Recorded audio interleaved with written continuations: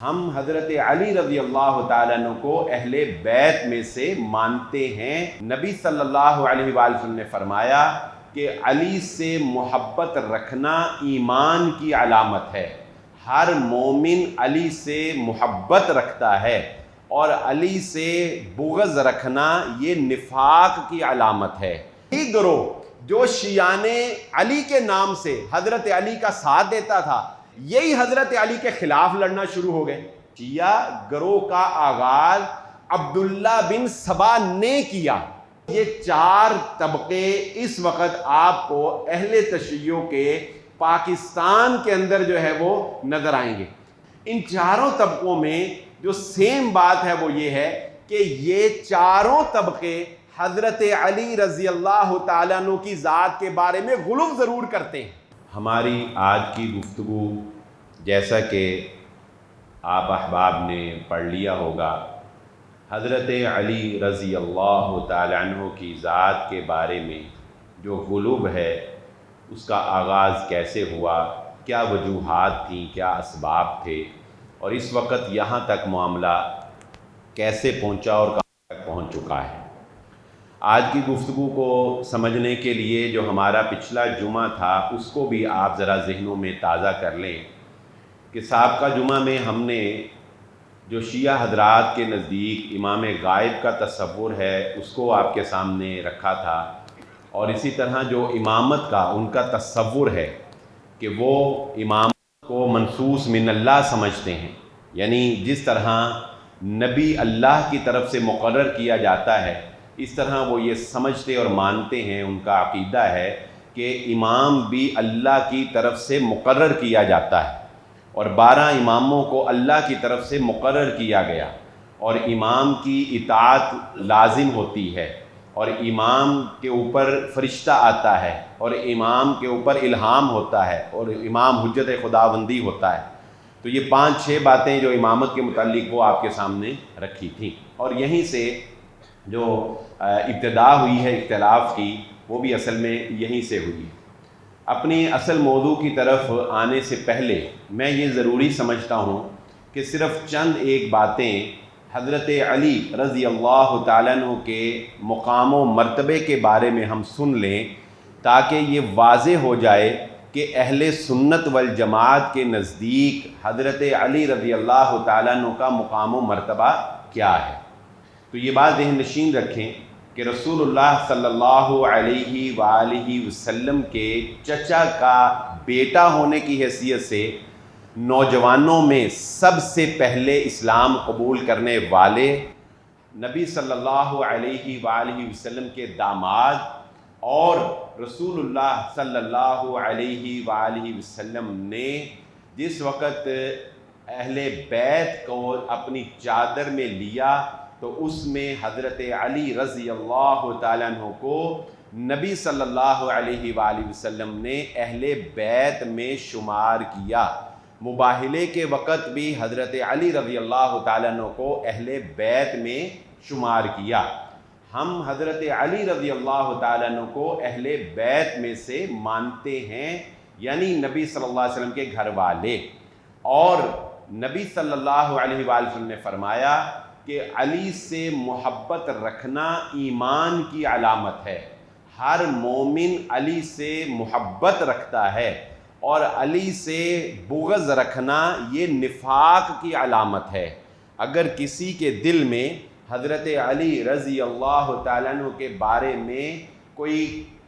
ان کی شایان شان بھی مقام نہیں ہے تو ہم یہ سمجھتے ہیں کہ وہ بندہ منافق ہے۔ اور رسول اللہ صلی اللہ علیہ وآلہ وسلم نے حضرت علی رضی اللہ تعالیٰ عنہ کو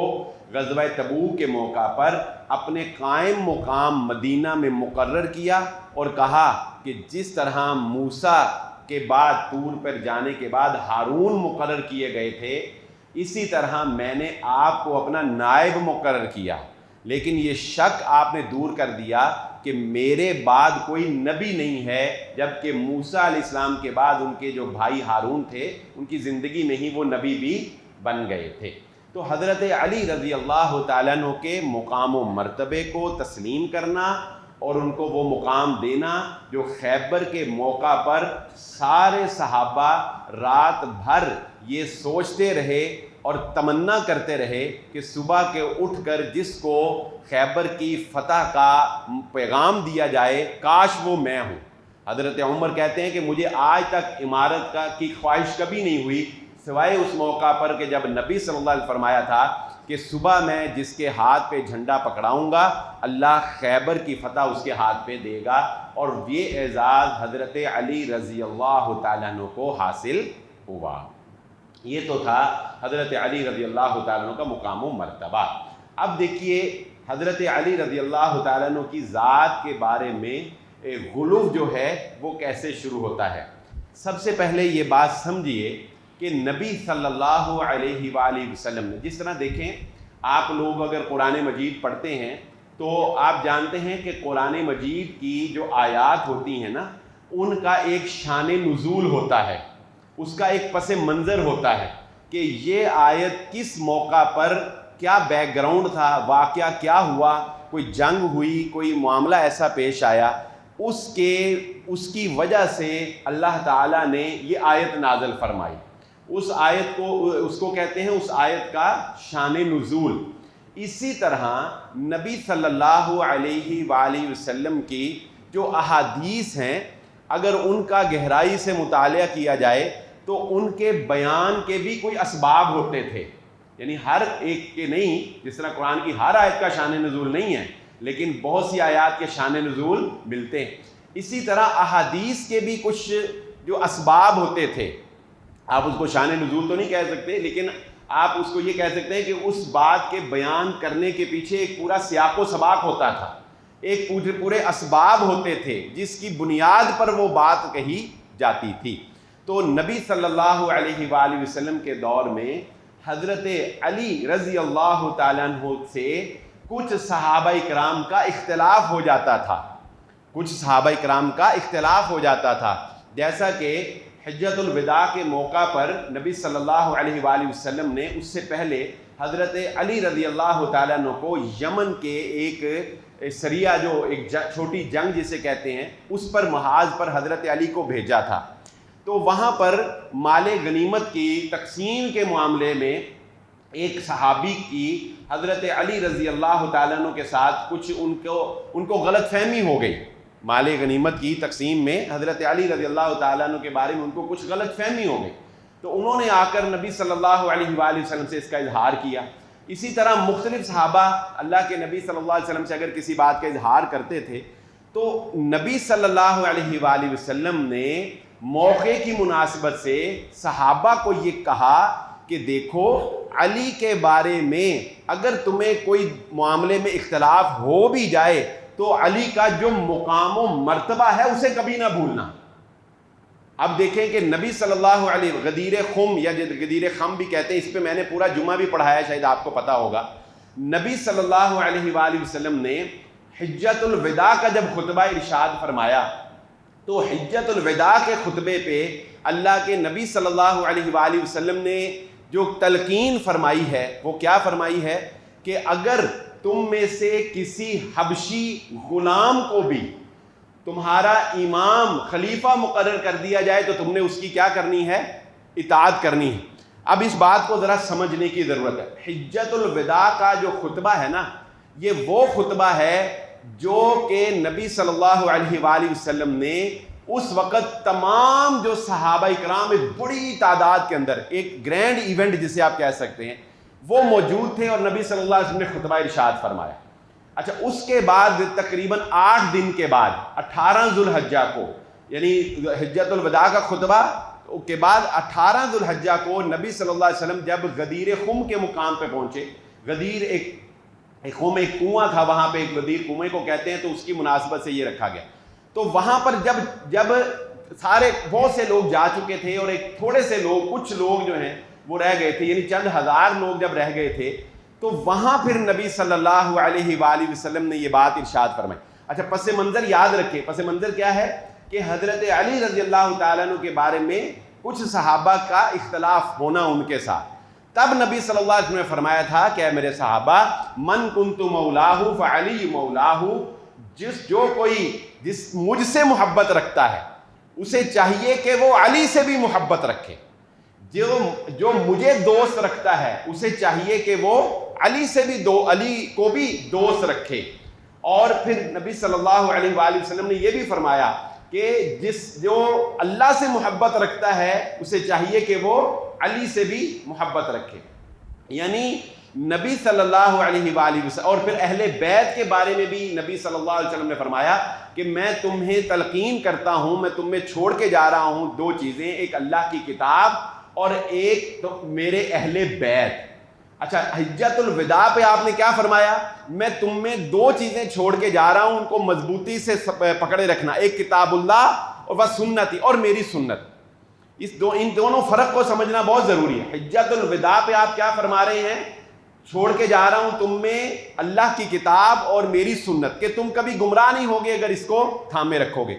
غدیر خم پہ نبی صلی اللہ علیہ وآلہ وسلم فرما رہے ہیں کہ حضرت علی سے محبت کرنا، میرے سے محبت کرنا، یہ ایک ہی بات ہے۔ اور غدیر خم پہ نبی صلی اللہ علیہ وسلم تلقین کر رہے ہیں کہ اہل بیت کا خیال رکھنا اور اہل بیت کی عزت اور میری عطرت جو ہے اس کا خیال رکھنا۔ کیوں؟ اس لیے کہ نبی صلی اللہ علیہ وآلہ وسلم صحابہ کو یہ بتانا چاہ رہے تھے کہ اہل بیت جو ہیں یہ بھی انسان ہیں، اگر تم سے حضرت علی سے یا میرے اہل بیت سے کبھی کوئی اختلاف ہو جائے یا تمہیں کوئی بدگمانی ہو جائے تو دیکھو ان کا جو میرے ساتھ رشتہ اور مقام اور مرتبہ اور قربانیاں ہیں وہ تم نے بھولنی نہیں ہیں، ان کے ساتھ محبت رکھنا جو ہے وہ تمہارا لازمی عمل ہے۔ اب مجھے یہ بات بتائیے، یہ بات سمجھیے کہ جس طرح جیسا کہ پچھلا جمعہ میں نے آپ کو بتایا کہ اس کو آپ نے ذہن میں رکھنا ہے، اگر ہم یہ مان لیں کہ جو امامت ہے یا حضرت علی رضی اللہ تعالیٰ عنہ کی جو نبی صلی اللہ علیہ وآلہ وسلم کے بعد خلیفہ مقرر ہونا ہے، یہ اگر اللہ کی طرف سے نومینیٹ تھا، اگر یہ اللہ کی طرف سے نومینیٹ تھا تو نبی صلی اللہ علیہ وسلم کو اتنے ڈھکے چھپے الفاظ سے بات کرنے کی کیا ضرورت تھی؟ یہ کہنے کی کیا ضرورت تھی کہ من کنت مولاہ فعلی مولا؟ آپ اور پھر غدیر خم پہ کہنے کی کیا ضرورت تھی؟ آپ حجت الوداع کے موقع کے اوپر صاف کہہ دیتے کہ بھائی میرے بعد خلیفہ علی ہوگا، تم نے اس کی اطاعت کرنی ہے، کہہ سکتے تھے نا۔ جس طرح قرآن میں نماز کا حکم واضح ہے، زکوٰۃ کا حکم واضح ہے، اور اسی طرح قرآن مجید میں حج کا حکم واضح ہے نا، یعنی جو چیزیں منصوص من اللہ ہیں، اللہ کی طرف سے ہیں، نبی صلی اللہ علیہ وسلم اللہ کے نبی ہیں، واضح ہے نا، اطیعوا اللہ واطیعوا الرسول ما کان محمد ابا احد من رجالکم، یعنی واضح حکم ہے۔ تو اگر حضرت علی رضی اللہ تعالیٰ عنہ کو منصوص من اللہ ہی امامت ملنی تھی تو نبی صلی اللہ علیہ وسلم حجت الوداع پہ کلیئر کہہ دیتے، غدیر خم پہ اس کو جو ہے آپ کے فضائل اور مناقب بیان نہ کرتے۔ تو بات اصل میں سمجھنے کی جو میں سمجھانے کی چاہ رہا ہوں وہ یہ ہے کہ حضرت علی رضی اللہ تعالیٰ عنہ خود بھی یہ بات سمجھتے تھے اور صحابہ اکرام بھی اس بات کو سمجھتے تھے کہ خلافت جو ہے یہ منصوص من اللہ نہیں ہے، بلکہ یہ مسلمانوں کے اجتماعی رائے اور فیصلے سے جس کو مقرر کر دیا جائے وہ خلیفہ ہوگا۔ اس کے مقابلے میں حضرت ابوبکر صدیق رضی اللہ تعالیٰ عنہ کے بارے میں نبی صلی اللہ علیہ وآلہ وسلم کی حدیث واضح، صحیح بخاری کے اندر اور مسند احمد کے اندر۔ صحیح بخاری میں یہ روایت واضح ہے کہ نبی صلی اللہ علیہ وسلم نے فرمایا کہ میں نے سوچا کہ میں ابو بکر اور اس کے بیٹے کو بلاؤں اور ان کے لیے ایک تحریر لکھ دوں تاکہ میرے بعد خلافت کے معاملے میں کوئی جھگڑا نہ ہو۔ پھر نبی صلی اللہ علیہ وسلم فرمایا لیکن پھر میں نے سوچا کہ نہیں، اللہ تعالیٰ خود ہی ابو بکر کے مقابلے میں دوسروں کو دور کر دے گا اور ابو بکر کو مقرر کر دے گا۔ یعنی یہ صحیح بخاری کی روایت ہے کہ حضرت ابو بکر صدیق رضی اللہ تعالیٰ عنہ کے بارے میں نبی صلی اللہ علیہ وسلم نے سوچا کہ میں ان کی خلافت کے بارے میں جو ہے وہ تحریر لکھ دوں، لیکن نبی صلی اللہ علیہ وسلم نے نہیں لکھی، کیوں؟ آپ صلی اللہ علیہ وسلم اس کو مسلمانوں کے اجتماعی فیصلے کے اوپر چھوڑنا چاہتے تھے۔ اب یہ ایک سینیریو آپ کو بعد میں سمجھ آ گئی۔ اب جو اس کے یہ تو تھا اہل سنت والجماعت کا اور تمام صحابہ کا ایک نظریہ، اور اس نظریے پر خود حضرت علی بھی قائم تھے جیسا کہ ہم نے پچھلے جمعہ میں سمجھا۔ اس کے مقابلے میں اب دوسرا نظریہ جو قائم ہوتا ہے وہ کیا؟ وہ ایک شخص جس کا نام عبداللہ بن سبا تھا، یہودی تھا، وہ مسلمان ہوا، مسلمان اسلام کا لبادہ اوڑھا، اور اس نے حضرت عثمان غنی، حضرت عمر کا تو روب ہی اتنا تھا کہ کوئی فتنہ سر اٹھا ہی نہیں سکتا تھا، وہ تو آپ کو پتہ ہے ان کی طبیعت کا مزاج ان کا ایسا تھا. تو حضرت عثمان غنی رضی اللہ تعالیٰ عنہ چونکہ طبعاً نرم طبیعت کے حامل تھے، چنانچہ عبداللہ بن سبا جیسے لوگوں کو جو ہے وہ موقع مل گیا. عبداللہ بن سبا اب اس وقت دیکھیں، اس وقت کا حالات آپ دیکھیں کیا ہیں. حالات یہ ہیں کہ یہ بات گردش میں ہے کہ حضرت علی رضی اللہ تعالیٰ عنہ کو خلیفہ بننا چاہیے تھا یا خلیفہ بن سکتے تھے، یہ ذہنوں میں تھا نا، تبھی تو اس نے اس بات کو ہوا دی. چنانچہ حضرت عبداللہ بن سبا نے حضرت علی رضی اللہ تعالیٰ عنہ کے دور میں ان کی حیات مبارکہ میں ہی یہ کہنا شروع کر دیا تھا کہ ہر نبی کا، چونکہ وہ یہودی تھا اور پچھلی کتابوں کو بھی جانتا تھا، تو اس نے یہ کہنا شروع کر دیا تھا کہ ہر نبی کا ایک وصی ہوتا ہے. وصی یعنی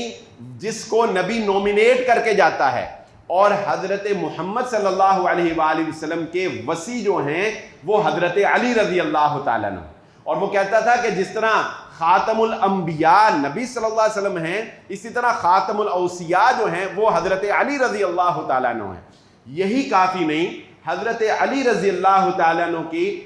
حیات مبارکہ میں ہی سبائی نام کا اس نے ایک گروہ بنا لیا. وہ حضرت علی کی زندگی میں یہ کہنے لگ گیا تھا کہ حضرت علی جو ہیں یہ اللہ تعالیٰ کا اوتار ہیں. اللہ کا اوتار آپ سمجھتے ہیں؟ اوتار کہتے ہیں کہ جو ہندوؤں کے ہاں اوتار کا عقیدہ ہے کہ اللہ خود ہی کسی اور روپ میں دنیا میں آ جائے، اسے اللہ کا اوتار کہتے ہیں. یعنی وہ یہ کہنے لگ گیا تھا کہ حضرت علی جو ہیں وہ اللہ ہی ہیں، نعوذ باللہ. اور حضرت علی رضی اللہ تعالیٰ عنہ کی حیات مبارکہ میں جب یہ گروہ پیدا ہوا تو صحیح بخاری کے اندر یہ روایت ہے، اور اس روایت کو شیعہ حضرات بھی مانتے ہیں، جو ان کی رجال کشی میں بھی یہ روایت موجود ہے کہ حضرت علی رضی اللہ تعالیٰ عنہ نے اس گروہ کو خود جو ہے وہ جلا دیا تھا. ان لوگوں کو حضرت علی نے جو سزا دی تھی، جلانے کی سزا دی تھی. تو یہ حضرت علی رضی اللہ تعالیٰ نے ان کے اوپر سختی کی تھی. پھر کچھ لوگ جو تھے ان کو حضرت علی رضی اللہ تعالیٰ نے جلا وطن کر دیا تھا، اور بعض روایات میں آتا ہے کہ یہ بھاگ گیا تھا. اچھا، ایک تو اس نے یہ جو ہے لوگوں میں یہ بات جو ہے وہ عام کی کہ حضرت علی جو ہے نعوذ باللہ وہ خدائی ہیں. پھر دوسری بات جو اس حضرت علی رضی اللہ تعالیٰ عنہ کی زندگی میں ہی اس نے کہنا شروع کر دی تھی، اور اس پر روایات موجود ہیں. حضرت علی رضی اللہ تعالیٰ عنہ کے بارے میں یہ کہنے لگ گیا تھا کہ حضرت علی تمام صحابہ سے افضل ہیں. حضرت علی تمام صحابہ سے افضل ہیں، جبکہ آپ جانتے ہیں کہ اہل سنت والجماعت کا دلائل کی روشنی میں عقیدہ یہ ہے کہ صحابہ میں سب سے افضل حضرت ابوبکر صدیق رضی اللہ. اور اس پر روایت موجود ہے، محمد بن حنفیہ جو حضرت علی رضی اللہ تعالیٰ عنہ کے بیٹے تھے، انہوں نے حضرت علی رضی اللہ تعالیٰ عنہ سے پوچھا کہ اس امت میں نبی صلی اللہ علیہ وسلم کے بعد سب سے افضل انسان کون ہے؟ تو حضرت علی نے کہا کہ سب سے افضل حضرت ابوبکر صدیق رضی اللہ تعالیٰ عنہ. اس نے پوچھا اس کے بعد کون ہے؟ حضرت علی رضی اللہ تعالیٰ عنہ نے اس کے بعد فرمایا کہ اس کے بعد حضرت عمر رضی اللہ تعالیٰ عنہ سب سے افضل. نبی حضرت علی رضی اللہ تعالیٰ عنہ اپنی حیات مبارکہ میں لوگوں کو یہ کہنے لگ گئے تھے کہ مجھے ابو بکر اور عمر اور عثمان پر فضیلت نہ دو، اور حضرت علی ان لوگوں کو کوڑے لگواتے تھے، ان لوگوں کو پابند سلاسل کرتے تھے جو حضرت علی کو حضرت ابو بکر پر فضیلت دیتے، کیونکہ وہ لوگ اس فضیلت کی آڑ میں پھر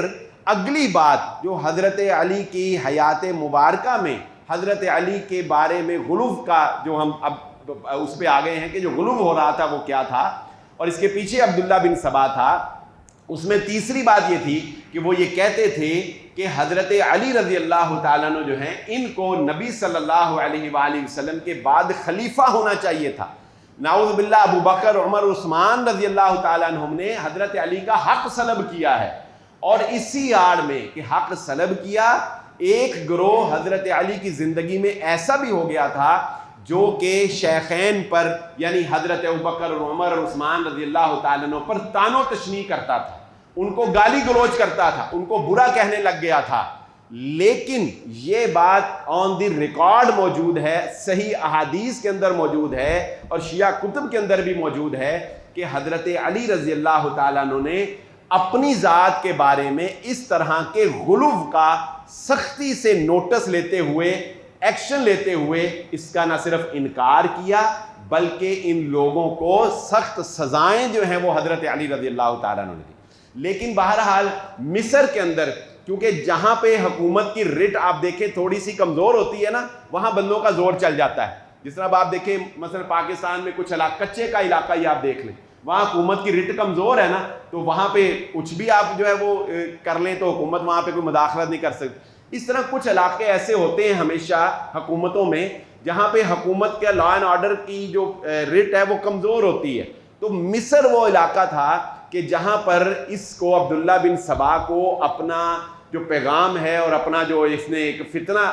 کھڑا کیا تھا، وہاں پر اس کو وہ فتنہ انگیزی کرنے کا موقع ملا۔ یہی وجہ ہے کہ حضرت عثمان غنی رضی اللہ تعالیٰ عنہ کی شہادت میں جو زیادہ تر لوگوں نے باغیوں نے شرکت کی وہ مصر کے اندر سے ہی آئے تھے۔ خیر یہ بہرحال ایک پورا جو ہے وہ الگ چیپٹر ہے۔ حضرت علی رضی اللہ تعالیٰ عنہ کی شخصیت کے بارے میں یہ دونوں باتیں نبی صلی اللہ علیہ وسلم سے بھی ثابت ہیں۔ جامع ترمذی کی روایت ہے، وہ روایت سندن ضعیف ہے لیکن حضرت علی کا اپنا قول موجود ہے جس سے اس کی تائید ہوتی ہے اور وہ قول صحیح ہے، علامہ البانی نے اس کو صحیح قرار دیا۔ وہ بات کیا ہے؟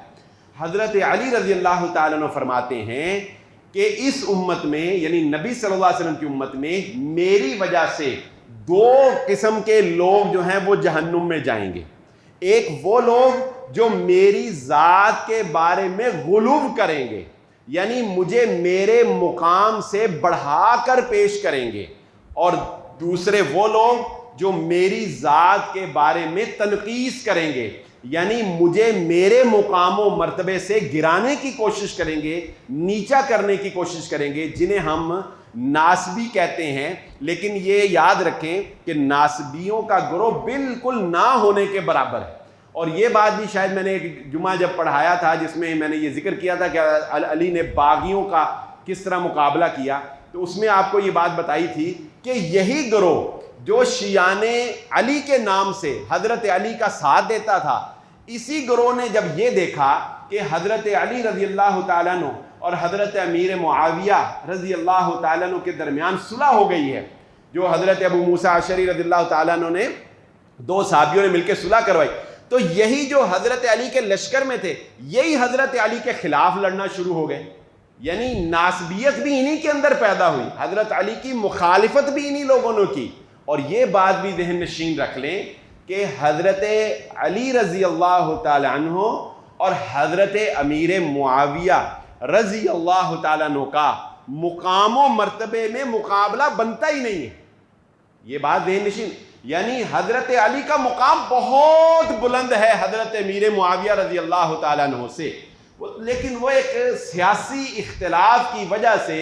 دونوں کے درمیان حضرت امیر معاویہ رضی اللہ تعالیٰ عنہ اور حضرت علی رضی اللہ تعالیٰ عنہ میں ایک سیاسی اختلاف کی وجہ سے وہ باتیں جو آگے بڑھی، اور کبھی اس پہ ہم گفتگو کریں گے کہ جنگ جمل جو ہوئی اس میں بھی دراصل سازشیوں کا ہی جو ہے وہ سارا عمل دخل تھا۔ بہرحال یہ ہماری بات آگے چل کے آئی۔ اب کچھ بات میں کرنا چاہتا ہوں موجودہ حالات کے تناظر۔ یہ تو دیکھیں پیچھے ایک سینیریو 1400 سال سے چلا آ رہا ہے۔ اب موجودہ حالات میں جیسا کہ ہم نے پچھلے جمعہ میں پڑھا تھا، سنا تھا کہ شیعوں میں اگر ٹوٹل شمار کیے جائیں نا وب سے لے کر اب تک تو 120 فرقے تقریباً شیعوں کے اندر پیدا ہو چکے، لیکن آپ اگر موٹے موٹے سے بنائیں تو تقریباً 8-10 فرقے جو ہیں وہ موجود ہیں۔ اب اس وقت موجودہ حالات میں اگر آپ شیعہ کمیونٹی کو تقسیم کرنا چاہیں تو میں نے جو تجزیہ کیا ہے ابھی تک، جو میرا مطالعے میں آیا یا میں نے حالات کا جو تجزیہ کیا، تو میرے خیال میں شیعہ کمیونٹی میں 4 طرح کے لوگ افراد جو ہیں وہ پائے جاتے ہیں، 4 طرح کے نظریات اور افراد جو ہیں وہ پائے جاتے ہیں۔ ایک بات ذہن نشین رکھیں، یہ 4 طرح کے جو گروہ ہیں یہ ہو سکتا ہے کہ اپنے مزاج کی وجہ سے ایسے ہوں، ہو سکتا ہے اپنے نالج کی وجہ سے ایسے ہوں، لیکن جو بنیادی پرنسپل اصول ہیں وہ چاروں کے ایک جیسے ہی ہیں۔ یہ بات ذہن نشین رکھیں، پرنسپلز پہ یہ لوگ کمپرومائز نہیں کریں گے، چاروں کے ایک۔ نمبر 1، پہلا گروہ اہل تشیع کا اس وقت وہ ہے جو قدر نرم مزاج رکھتا ہے، وہ ان ساری باتوں کا قائل تو ہے کہ حضرت علی کی امامت کا قائل ہے، حضرت امیر معاویہ کی مخالفت کا قائل ہے، اور جو کچھ بھی خلافت میں مسائل ہیں ان کا قائل ہے، 12 اماموں کا بھی وہ قائل ہے، اور فقہ جعفریہ کو بھی وہ فالو کرتا ہے، اور ہماری احادیث کو بھی وہ ایک طرف کرتا ہے، یعنی سارے جو ہم نے پچھلے جمعہ میں اصول پڑھے تھے ان پہ کاربند ہے۔ لیکن وہ حضرت صحابہ کے بارے میں گفتگو کرتے ہوئے ان کی ارتداد نہیں کرتا، ان کو مرتد نہیں کہتا، صحابہ کا نام لیتے ہوئے احترام سے نام لیتا ہے، اور وہ کہتا ہے کہ ایک اختلاف رائے تھی کہ جس کی بنیاد پر حضرت علی سے صحابہ کا اختلاف ہو گیا، تو ٹھیک ہے ہم حضرت علی کو حق پہ سمجھتے ہیں اور ہم ان کے ساتھ ہیں، لیکن دوسرے صحابہ پہ تبرہ کرنا، ان کو گالی دینا، یا اہل سنت والجماعت کے اوپر تبرہ کرنا، گالی دینا، اس طرح اس سے وہ اپنے آپ کو بچا کے رکھتے ہیں۔ یہ قدر نرم مزاج لوگ ہیں۔ اس میں آپ اگر شمار کریں تو آپ مشہور شخصیت جواد نقوی صاحب جو لاہور کے شیعہ کے عالم ہیں، جواد نقوی، یہ ایک جواد نقوی صاحب کا ایک خاص اسکول آف تھاٹ ہے جو کہ بہت سے شیعہ حضرات جو ہیں وہ اس اصول کے اوپر چل رہے ہیں، پرنسپل ان کے وہی ہیں۔ نمبر 2، دوسرا طبقہ جو اہل تشیع کے اندر ہے وہ ہے جو کہ اپنے اصولوں پر نہ صرف سختی سے کاربند ہے بلکہ گاہے گاہے دبے الفاظ میں اور موقع ملنے پر کھلے الفاظ میں اس بات کا اظہار کر دیتا ہے کہ وہ حضرت علی کے مقابلے میں دیگر صحابہ کے اوپر کوئی نہ کوئی تنقید یا ان کے اوپر کوئی نہ کوئی تبرہ کرنا یا اس طرح کا کوئی بھی معاملہ کرنا، وہ جب کبھی ان کو موقع ملتا ہے یا وہ اپنی گفتگو میں اس کا اظہار کرتے ہیں، اور وہ شدت رکھتے ہیں اپنے اصول و ضوابط کے اوپر، اہل سنت والجماعت کے خلاف شدت رکھتے ہیں۔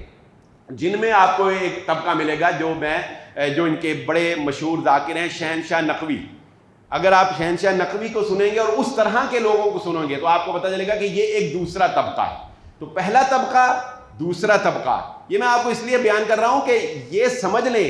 کہ یہ ساروں کے پرنسپل ایک ہے۔ یہ نہ ہو کہ آپ یہ سمجھیں کہ پہلا جو ہے جواد نقوی طبقہ جو ہے یا اس طرح کے لوگ تھنکنگ کے اعتبار سے تھوڑا سافٹ کارنر رکھتے ہیں تو شاید ان کے پرنسپل کچھ اور ہیں۔ نہیں، وہ نہیں، اصول نہیں ان کے کچھ اور، مزاجن آپ کہہ سکتے ہیں کہ وہ اس پہ نرم گوشہ رکھتے ہیں۔ تیسرا طبقہ اہل تشیع کا اس وقت وہ ہے جو ذاکرین کا ہے،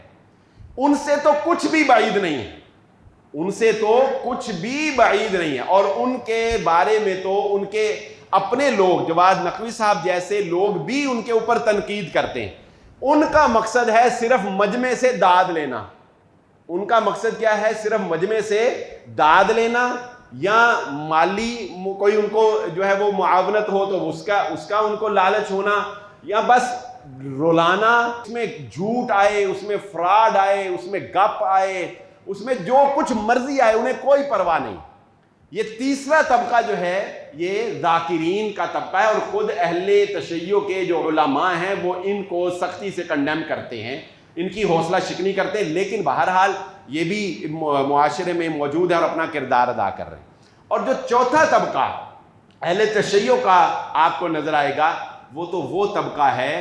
جو بالکل آپ کہہ سکتے ہیں کہ ان پڑھ طبقہ ہے، جاہل طبقہ۔ انہیں شعور ہی نہیں ہے کہ معاملہ ہے کیا، انہیں تو یہ بھی نہیں پتا کہ یہ لڑائی یا یہ اختلاف ہے کیا، انہیں اس بات سے کوئی غرض نہیں ہے۔ ان کا غرض کیا ہے کہ بس ایک چلا آ رہا ہے، ریت چلی آ رہی ہے، اس میں ایک اسلام بھی ہے، موج بھی ہے، شریعت منسوخ ہو چکی ہے، نہ نماز پڑھنی، نہ جمعہ پڑھنا، نہ کچھ کرنا، اور اہل بیت کی صرف فضیلت بیان کرنی اور صحابہ کے بارے میں جو بھی کوئی کہے کرنا۔ یہ ایک بڑی تعداد ہے جو چوتھے نمبر پر آتی ہے، جو جہالت کے اندر ڈوبی ہوئی ہے۔ ان کا کام صرف پیٹنا ہے، زنجیر زنی کرنا ہے، اپنے آپ کو مارنا ہے۔ میں ستیانہ روڈ پہ میری رہائش بھی ہے، شاپ بھی ہے، تو مجھے اس کا بڑا تجربہ ہے کہ وہاں سے چونکہ یہ پورا ایک نکلتا ہے قافلہ، تو آپ کو اندازہ ہو جائے گا کہ وہ بیچارے تو بس سمجھ لیں کہ اپنے ان ذاکرین کے ہاتھوں اور بس ان سننے سنانے والے کے ہاتھوں جو ہیں بس وہ لگے ہوئے ہیں پیچھے ایک ڈگر پہ۔ ان میں سوچنے کی، سمجھنے کی، فیصلہ کرنے کی صلاحیت نہیں، بالکل ان پڑھ لو۔ تو یہ 4 طبقے اس وقت آپ کو اہل تشیع کے پاکستان کے اندر جو ہے وہ نظر آئیں گے۔ ان چاروں طبقوں میں جو سیم بات ہے، جو میں بات جس کی وجہ سے میں یہ ساری بات آپ کے سامنے رکھ، ان چاروں طبقوں میں جو سیم بات ہے وہ یہ ہے کہ یہ چاروں طبقے حضرت علی رضی اللہ تعالیٰ عنہ کی ذات کے بارے میں غلو ضرور کرتے ہیں۔ یہ چاروں طبقے حضرت علی کی ذات کے بارے میں غلو ضرور کرتے ہیں۔ مثلا یا علی مدد کہنا، یہ چاروں طبقے مانتے ہیں کہ حضرت علی رضی اللہ تعالیٰ عنہ سے مدد مانگی جائے گی۔ آگے پھر اس کی تعویلیں کرتے ہیں، وہ ایک لمبی بحث۔ حضرت علی رضی اللہ تعالیٰ عنہ کو مشکل کشا کہنا، یہ چاروں طبقے حضرت علی رضی اللہ تعالیٰ عنہ کو مشکل کشا جو ہے وہ مانتے ہیں۔ تو حضرت علی رضی اللہ تعالیٰ عنہ کی ذات کے بارے میں غلو کا شکار اس وقت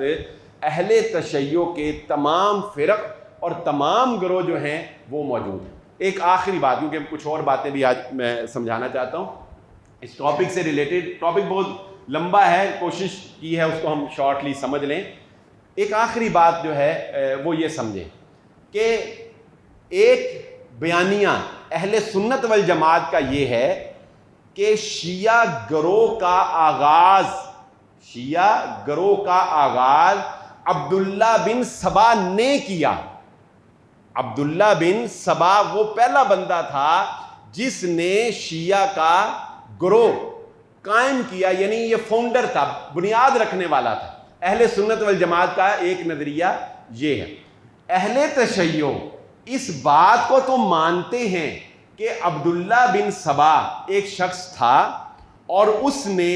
شیعت کی آڑ میں حضرت علی رضی اللہ تعالیٰ عنہ کی ذات کے بارے میں غلو کیا، لیکن وہ کہتے ہیں کہ عبداللہ بن سبا سازشی ضرور تھا، یہودی تھا، مسلمان ہوا، لیکن اس نے شیعہ فرقے کی بنیاد نہیں رکھی۔ آپ اسے شیعہ فرقے کا بانی نہیں کہہ سکتے۔ تو یہ ساری تاریخ کو اگر آپ پڑھیں گے تو میں یہ بات سمجھتا ہوں کہ یہ بات درست ہے کہ عبداللہ بن سبا کو ہم شیعہ گروہ کا بانی نہیں کہہ سکتے، کیونکہ اس سے پہلے ہی یہ حالات اور اس سے پہلے ہی ذہنوں میں یہ اختلاف پیدا ہو چکا تھا۔ بنیادی طور پہ جو شیعہ گروہ کے قیام کے پیچھے نظریہ ہے وہ کیا کہ حضرت علی رضی اللہ تعالیٰ عنہ حضرت ابو بکر اور عمر رضی اللہ تعالیٰ عنہ کے مقابلے میں زیادہ خلافت کے حقدار۔ اصل جو شیعہ گروہ کے بنیاد کا مقصد یا بنیاد کی وجہ جو بنی ہے وہ یہ بنی ہے، اور عبداللہ بن سبا نے اس کو ہوا دی ہے۔ یہ چیز دب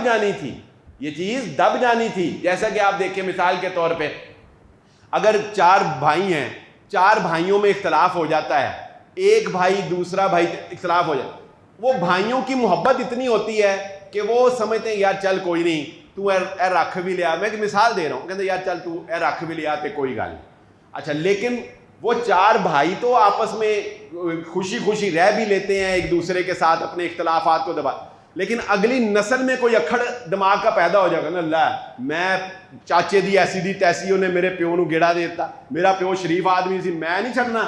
کہتے ہیں کہ نہیں کہتے؟ اس سے اگلی نسل اور آگے بڑھتے بڑھتے وہ اختلاف بڑھ جاتا ہے نا۔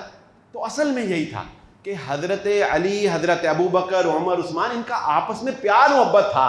اگر کوئی اختلاف رائے ہو بھی گیا تو وہ کوئی اتنا ایشو نہیں تھا، انہوں نے اس کو سالو رکھا، انہوں نے اس کو بنیاد بنا کے ایک دوسرے کے خلاف۔ لیکن عبداللہ بن سبا نے یہ کام کیا کہ اس نے اس کو دبنے نہیں دیا، اس نے اس کو ہوا دے دی، اس نے لوگوں کے ذہنوں میں یہ بات ڈال دی۔ اور پھر جب کوئی سادہ لوگ ذہن ہوتے ہیں، جو لائی لگ قسم کے لوگ ہوتے ہیں نا، بعض بیچارے ہوتے نیک شریف ہی ہیں لیکن لائی لگ ہوتے ہیں، ان میں اتنی سینس نہیں ہوتی، وہ پیچھے لگ جاتے ہیں، تو لوگ تو آپ کو پتہ کس طرح سے انسان کو مولڈ کر لیتے ہیں۔ تو یہ اس طرح سے پھر یہ فتنہ جو ہے، یہ بات جو ہے وہ آگے سے آگے بڑھتی چلی گئی۔ بہرحال یہ تو لمبی تاریخ ہے، اس پہ تو میرا خیال ہے کہ 6 مہینے لگ جائیں گے ہمیں اگر ہم اس پہ خطبات جو ہے وہ شروع کر لیں۔ آج کی گفتگو کا لب لباب اور خلاصہ کلام میں آپ کے گوش گزار کر دوں۔ سب سے پہلے یہ بات سمجھ لیں کہ اہل سنت والجماعت کا یہ عقیدہ ہے کہ حضرت ابو بکر صدیق رضی اللہ تعالیٰ عنہ کی جو خلافت ہے